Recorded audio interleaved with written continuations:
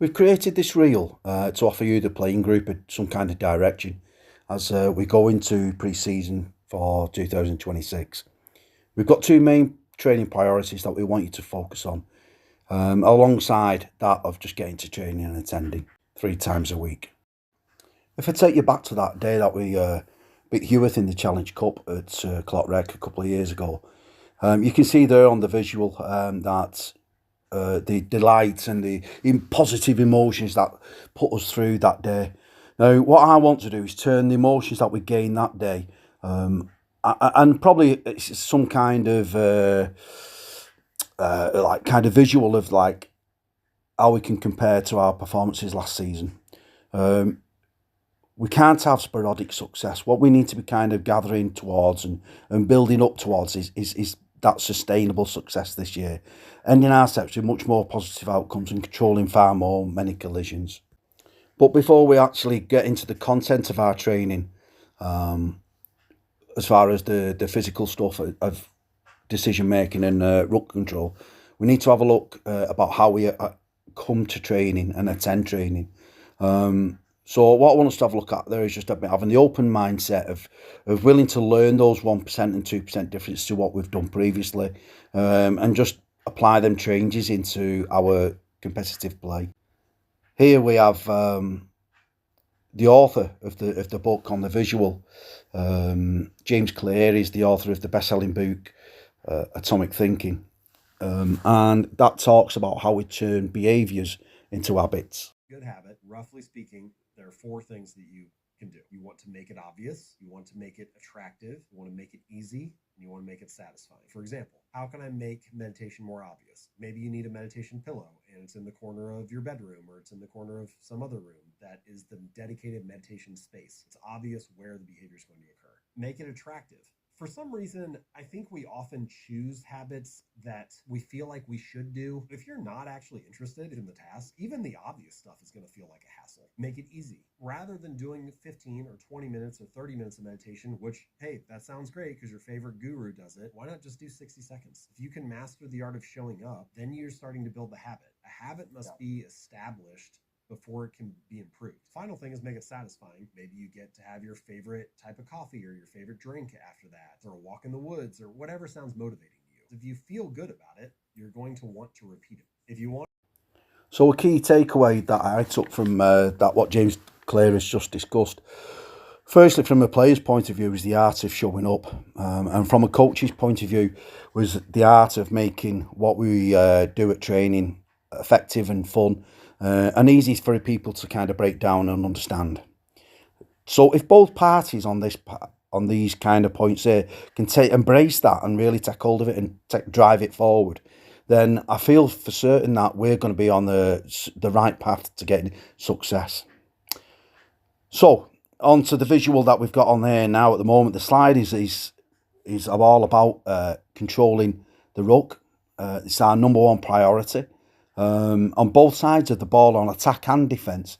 So what I want you to do is just have a look at these videos of the level of communication.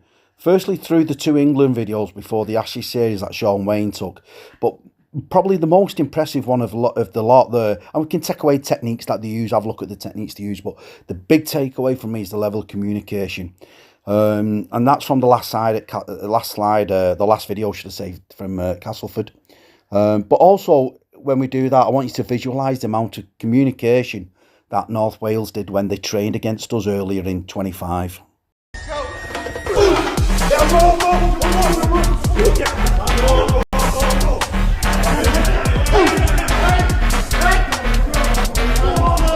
That is the perfect finish. Very, very hard to do. Okay? Is that fair enough? So this is going to be how things happen. I want you to get as perfect as you can. So you find something in this where you can control this tackle. All good? This is going to be fucking hard. Find a way, find a way. More strength! More strength! Find a way. We never fucking give in.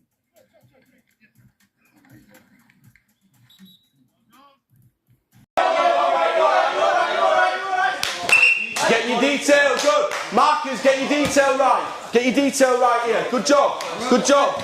Okay,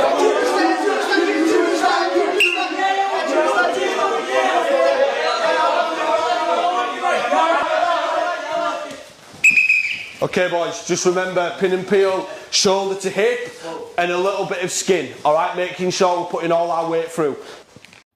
Our second priority for the oncoming pre-season is all about communication and game management and decision making, and how they all go hand in hand to make successful attacking and defensive play. It's an area that we can improve on. The ends of our sets can be improved in good ball in particular. I was really happy with what we did in yardage last year, and it's a real credit to kind of Gez and Jordy Cresser about your kicking games. It was fantastic coming out of yardage. You really kind of gave us a real big platform to play off. In good ball, I want us to be improving in that area there. So let's have a look at what we're doing there. And the big thing for me is about getting the communication right. That helps us make the right decision. The process is there between the fullback, the spaces he sees, and communicating to the halfbacks. And then in the videos you can see how Sean Johnson from the halfback does a lot of communicating about directing his team around. And secondly, Michael Morgan from the fullback role, the communication he's doing in defence. But that needs to be matched in attack as well. Oi, lift!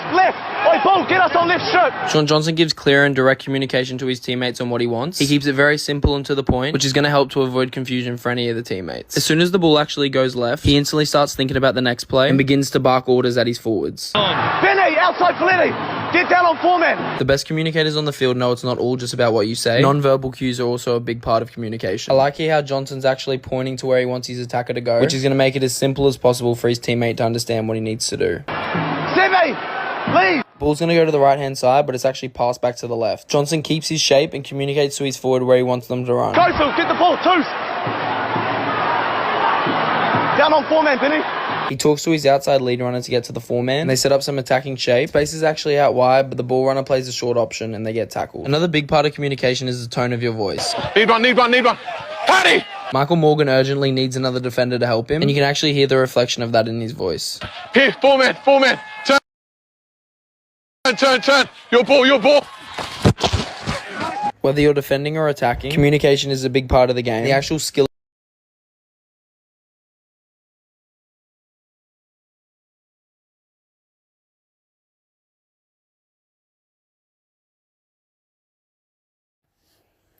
So there you have it, communication done by the elite level players.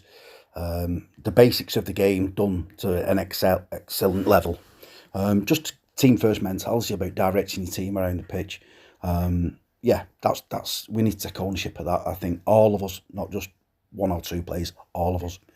So yeah, moment the visual that you've got there of Skirley game when we got relegated earlier on in the slide. This video we put with this reel, we put on the emotion value of the day that we got success in the Challenge Cup first round. Well, on that day there we got relegated. It was just a few moments earlier that I had tears rolling down my cheek, trying to explain to you the process and how results had kind of gone against us that day. Well, if you also take into account how the playoffs went last year and them kind of putting them extra fixtures, a change of dates and this, that and the other, and now the leagues have now been restructured and all them kind of things are out of our control. We can only control us. So I just want us to grab hold of that and run with it with both hands and really commit ourselves to making us the best that we very can be this year. Training once or twice a week, I just feel it's not going to cut it, boys. We've got to step up. Let's all see if we can get there 3 times a week. Once the season starts, that'll be training twice and a game day, and during pre-season now, training 3 times.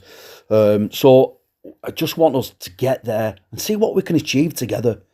Don't be the one who's a negative difference maker, who doesn't get to training and misses out on that information and drops out on the combinations that we're building. Every training session we do is centred around a rugby ball.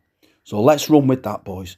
Let's make us the very best version of Clockface Miners that we can this year. So training starts Monday at Hammer Gym. If we can get enough numbers, get on the Spond app. The link's on the final slide, and we'll see you there Monday.